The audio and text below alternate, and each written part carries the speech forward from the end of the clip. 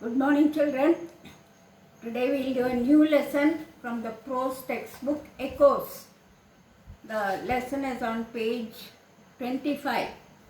The title of the lesson is Quality by John Galsworthy.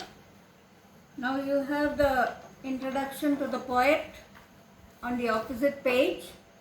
John Galsworthy, born on August 14, 1867 in Kingston Hill, Surrey, England. Died on January 31, 1933 in Grove Lodge, Hampstead. Was an English novelist and playwright, winner of the Nobel Prize of Literature in 1932. He came from a newly rich upper middle class commercial family. Trained as a lawyer, he switched to writing as soon as his father died. His works mainly deal with the social class system prevalent at that time, concentrating especially on the upper middle class to which his own family belonged.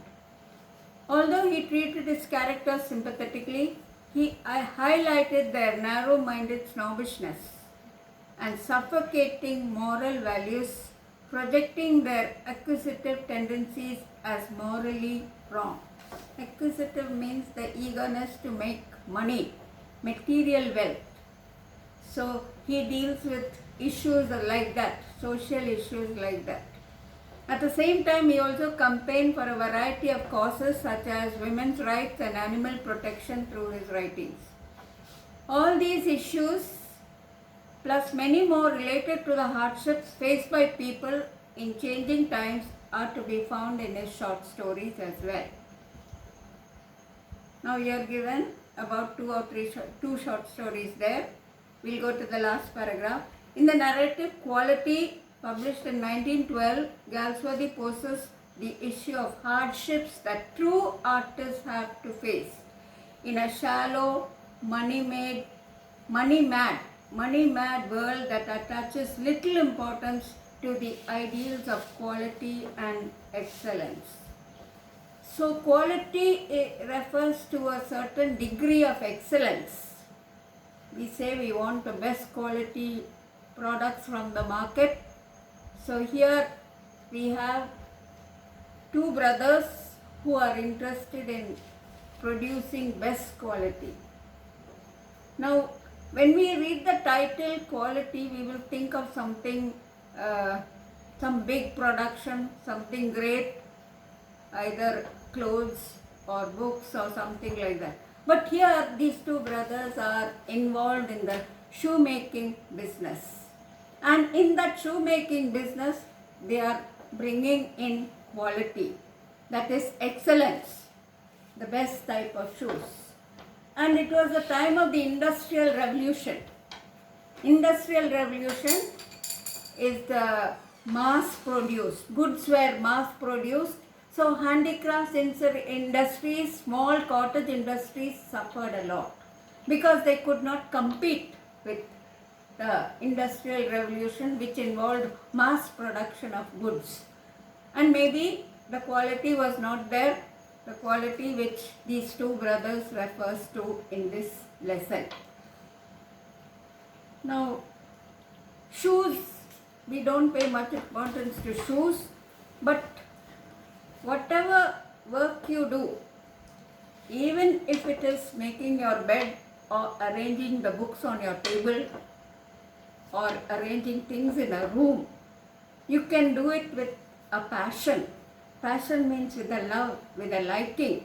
Then only that quality will come into that piece of work, whatever you are doing.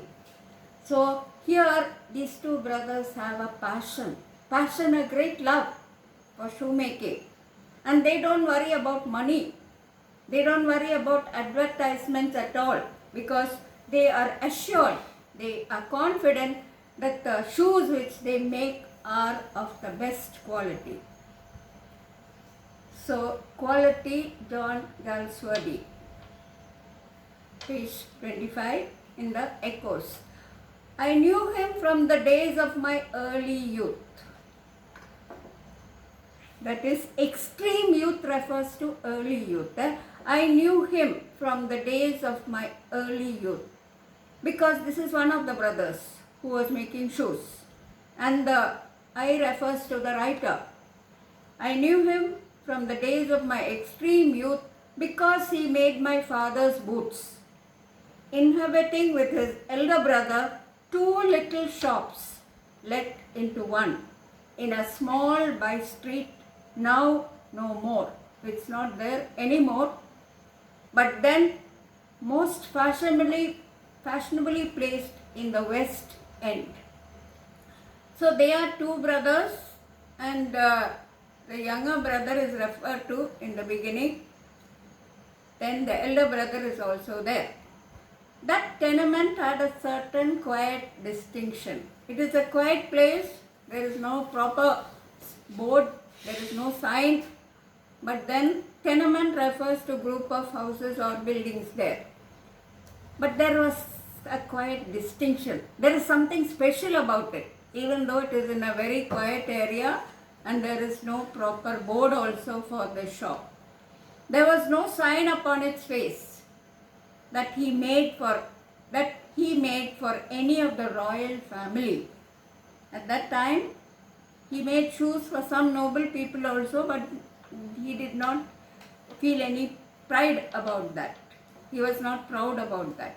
Merely his own German name of Gessler brothers. These two brothers are German. So in between in the conversation, we see that German accent coming in. So they are the Gessler brothers. And in the window, a few pairs of boots. Two small rooms made into one shop, and the window displayed only a few pairs of boots. I remember that it always troubled me to account for those unwearing boots in the window. Usually people who sell things put up different things at the window, different shoes or different clothes or whatever it is displayed at the window to attract customers. But here these brothers are confident of their quality. So they put up only the same shoes, unwearing, the same shoes always at the window. Unwearing boots in the window, for he made only what was ordered, reaching nothing down, and it seemed so inconceivable that what he made could ever have failed to fit. We say tailor made or tailor fit means correct fit. So whatever the Gessler brothers made had a correct fit. And he made only shoes which were ordered, which customers ordered. And correct fit